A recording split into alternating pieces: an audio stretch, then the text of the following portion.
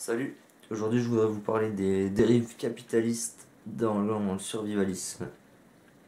Alors depuis quelques années, il y a la mode survivaliste qui est apparue, débarquer des États-Unis. Et ça a fait émerger des tas de sociétés plus ou moins professionnelles dans le domaine. Et bien sûr, ces sociétés marchandes vous vendent des tas d'objets plus ou moins utiles et plus ou moins performants. D'ailleurs, c'est souvent moins que plus. Et c'est normal parce que en fait on laisse de plus en plus de place au survivalisme dans le domaine public. Et du coup il y a de plus en plus d'émissions de télé très connues, Bear Grylls, Seul face à la nature, Survivre à l'Alaska, enfin des trucs comme ça.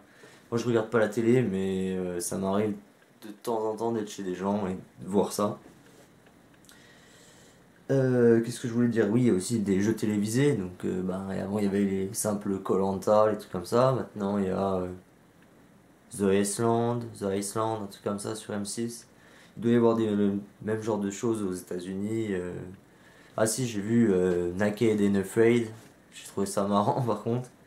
Des trucs comme ça qui débarquent. Et du coup, ben voilà. Et du coup, ça a lancé l'effet de mode. Et ça nous vend un peu du rêve.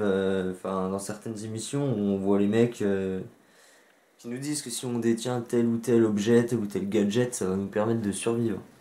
Ce qui est complètement con. Parce que on aura beau avoir le meilleur outil du monde, si on ne sait pas s'en servir ou si on n'a pas les connaissances, c'est mort, on est foutu. Et je m'adresse surtout aux débutants, enfin on adore tous acheter des nouveaux jouets, on va dire, des nouveaux gadgets. Moi le premier, hein, j'adore ça. Ça m'arrive souvent d'acheter des conneries sur Amazon et puis au final pas m'en servir ou très peu. Qu'est-ce que je voulais dire d'autre? Et oui, voilà, ça sert à rien d'être full équipé Gerber, Bear Grylls, machin, si vous connaissez pas votre environnement et que vous allez être incapable de vous trouver votre nourriture et de trouver votre eau. Ça me paraît logique, mais ça paraît pas logique au début. Au début, on se dit souvent que si on a tel ou tel matériel, c'est bon quoi, on est OP, on part 30 jours dans la montagne, on se démerde. Non, c'est complètement faux.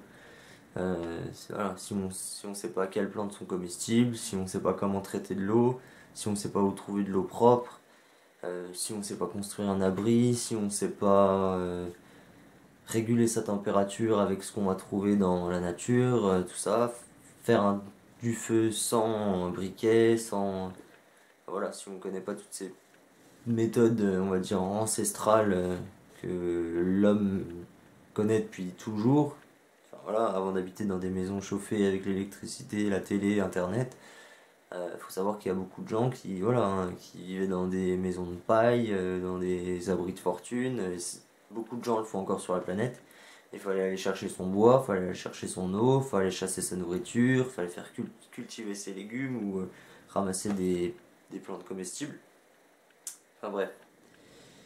Du coup, voilà, ce que je voudrais passer comme message, c'est avant d'acheter des tas de gadgets et des tas de livres survival, des conneries comme ça, ou des livres écrits par des soi-disant spécialistes, formez-vous, apprenez déjà à connaître votre environnement, euh, plutôt que d'acheter plein de gadgets, quoi.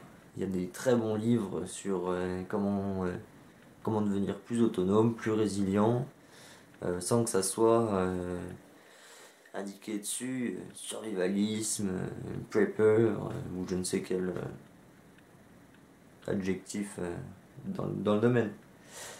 Donc voilà, j'espère que cette vidéo vous aura plu. Si vous voulez interagir avec moi, n'hésitez pas à laisser des commentaires. N'hésitez pas à donner votre propre avis sur le sujet. Et puis à la prochaine. Salut!